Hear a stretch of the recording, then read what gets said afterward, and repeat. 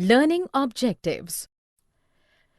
After completing this module, learners will be able to enlist various bases of classification of Indian economy, describe primary, secondary and tertiary sector, explain the importance of primary sector, define unemployment and explain its types.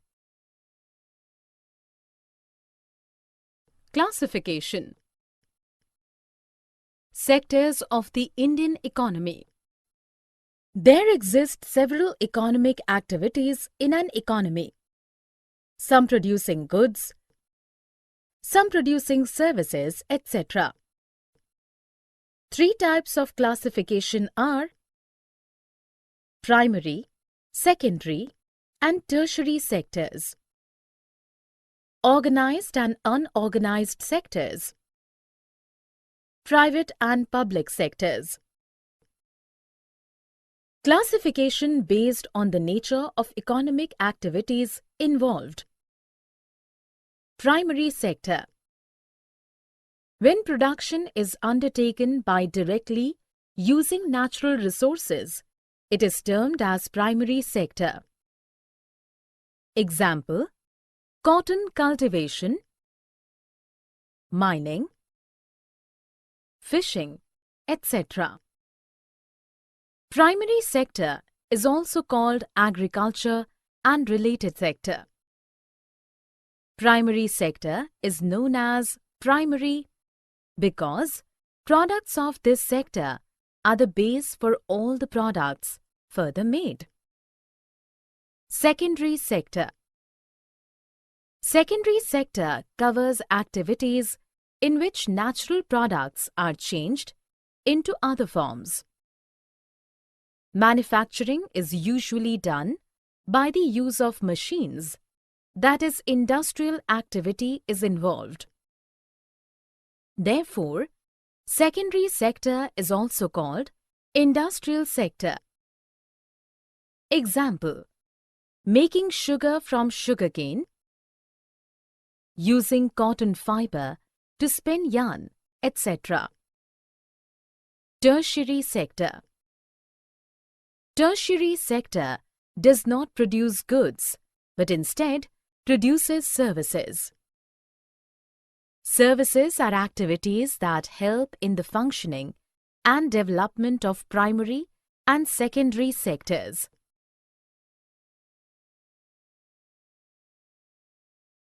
Comparing the three sectors. Every economic activity falls into one or the other sector. All the sectors have large number of employees and they produce large number of goods and services. How do we count the various goods and services and know the total production in each sector? A large magnitude of goods and services are produced. Economists suggest that value of goods and services should be added rather than adding up actual quantities, because adding up quantities would be a tedious task, nearly impossible. A precaution needs to be taken that only final value of goods and services needs to be added, because the value of final goods already includes the value of all intermediate goods used up in the production of final goods. Example: a farmer sells wheat to a flour mill for 12 rupees per kg.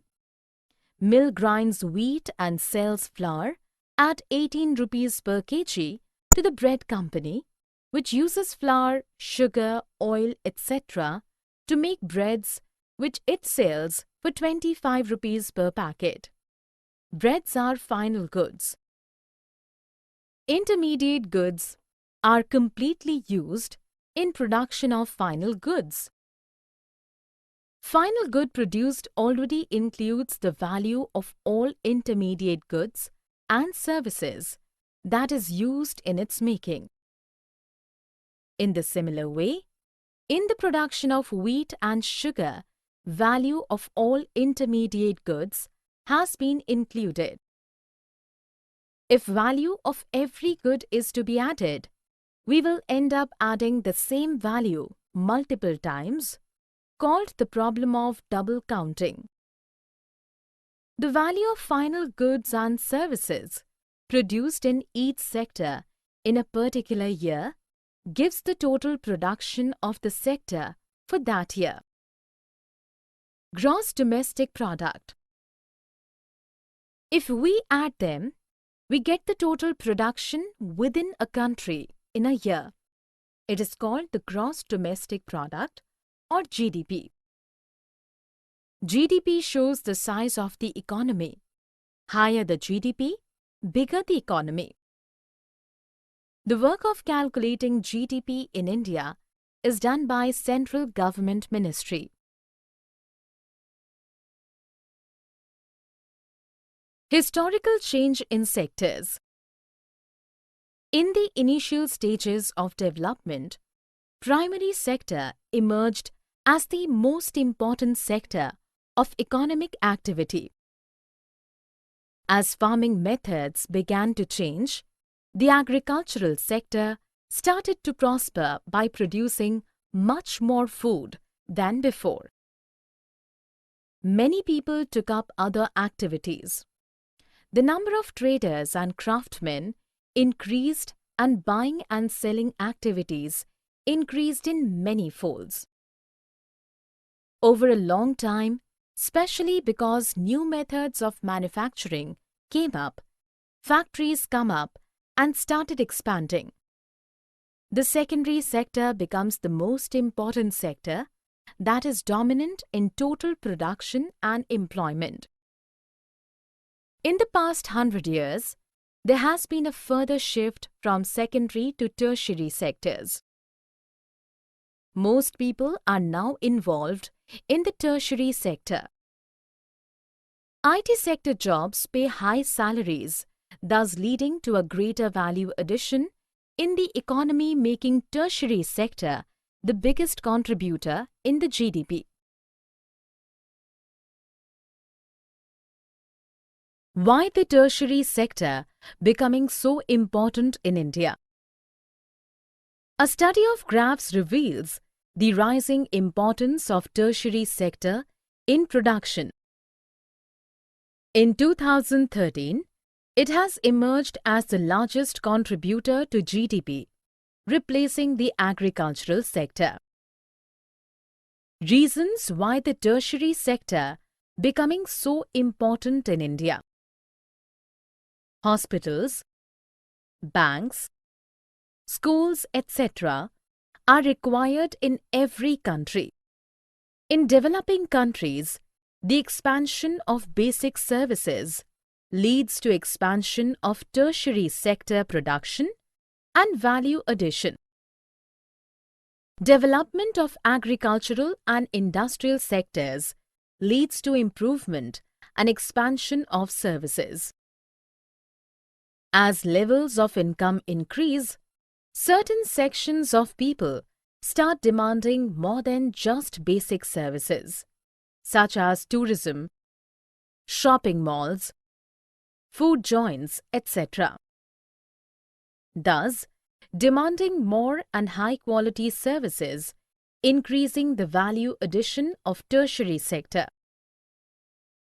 Discovery and expansion of new industries such as information and technology and communication technologies have become important and essential.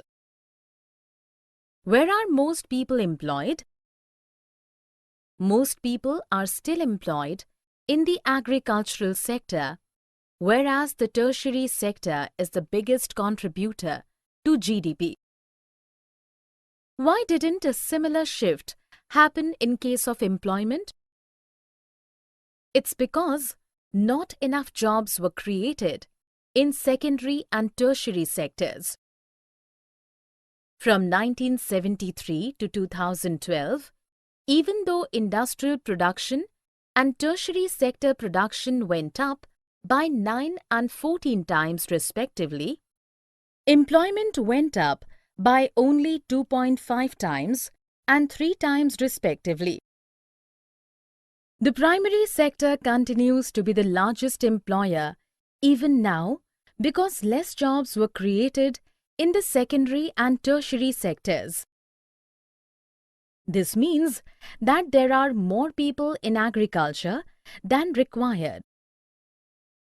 Production will not be affected even if a few of them are removed. They are underemployed. This kind of underemployment is hidden in contrast to someone who does not have a job and are clearly visible as unemployed, and it is also called disguised unemployment.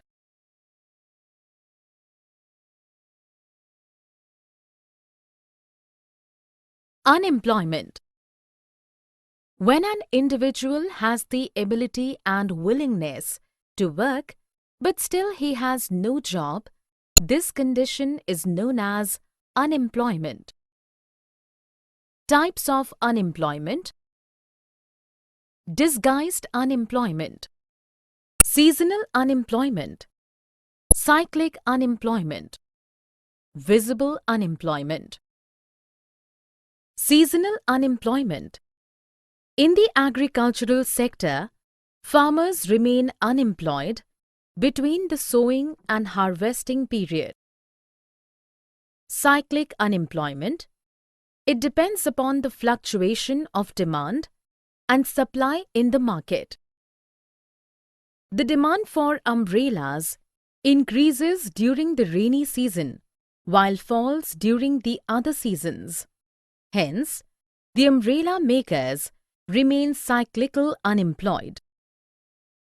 Visible unemployment. It is seen in both urban and rural sectors. An individual has the ability and willingness, but the country fails to provide job opportunities. How to create more employment? In agricultural sector, government should provide a loan to construct well for irrigation. Alternatively, government could fund the construction of dams, canals, or other irrigation projects, creating direct employment and increasing agricultural productivity. Spend money on transportation and storage for taking better care of farmers. Extend loans and create more markets and subsidies to help poor farmers. Another way is by locating and promoting agricultural-related industries and services such as cold storage, dal mills, etc. In other sectors, government should create more schools. There are around 20 lakh jobs that can be created in the education sector alone. Improvement in healthcare, tourism, and other areas could also lead to greater employment. National Rural Employment Guarantee.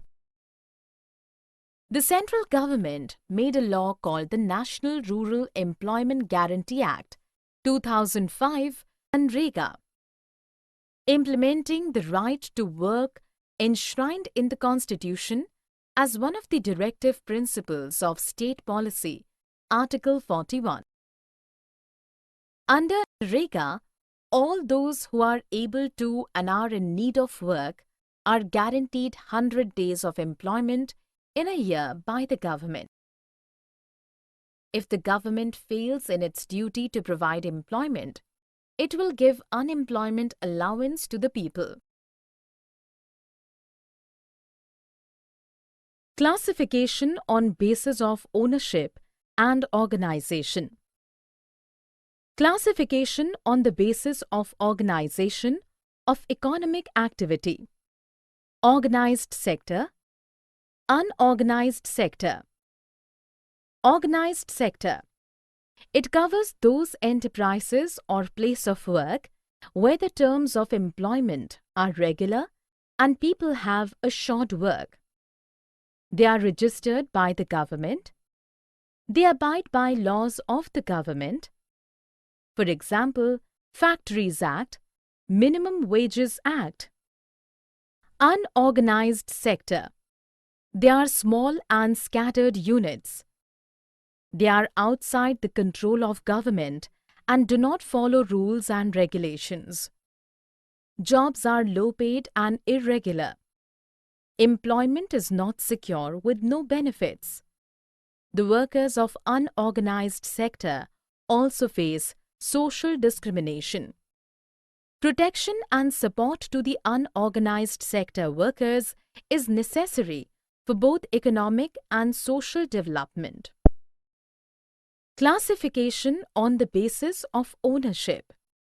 Public sector, private sector. Public sector. In public sector, the government owns most of the assets and provides all the services. For example, railways. Their motive is public and social welfare. Private sector. In private sector, the ownership of assets and delivery of services is in the hands of private individuals and companies. For example, Tisco. Their motive is to earn profits. Various infrastructure development projects require huge investments and the return is also very less. So the private sector is less inclined to invest in them.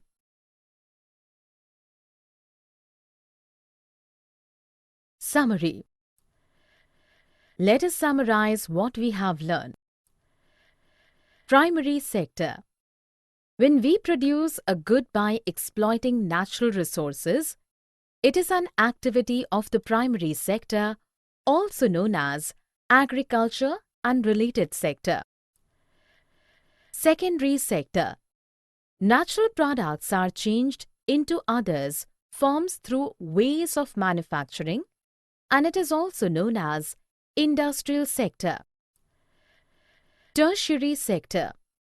These activities by themselves do not produce a good, but they are in aid or a support for the production process, and it is also known as service sector. Gross domestic production. The total value of final goods and services produced in each sector during a particular year provides the total production of the sector for that year. Disguised unemployment. More people engaged in than the people required for work. People do less work than their efficiency. National